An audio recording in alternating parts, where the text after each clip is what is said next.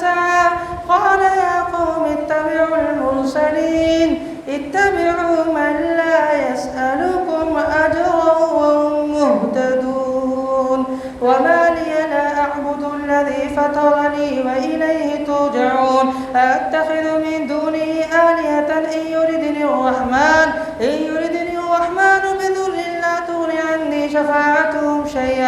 شفاعتهم شيئا ولا ينقذون إني إذا لفي ضلال مبين إني آمنت بربكم فاسمعون قيل ادخل الجنة قال يا ليت قومي يعلمون بما غفر لي ربي وجعلني من المكرمين وما أنزلنا على قومه من بعده من جند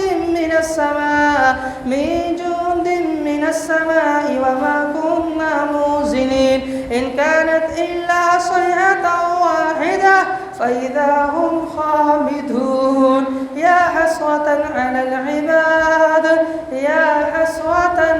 العباد ما يأتيهم من رسول إلا كانوا به يستهزئون ألم يروا كم أهلكنا قبلهم من القرون أنهم إليهم لا يرجعون وإن كل لما جميع لدينا محضرون وآية لهم الأرض الميتة أحييناها وأخرجنا منها حبا فمنه يأكلون وجعلنا فيها جنات من نخيل وأعناب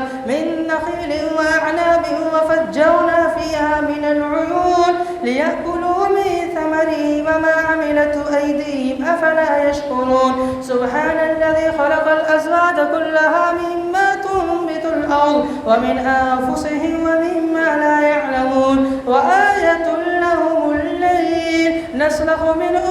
النهار فإذا هم مظلمون والشمس تجري لمستقر لها ذلك تقدير العزيز العليم والقمر قدرناه منازل حتى عاد كالعرجون القديم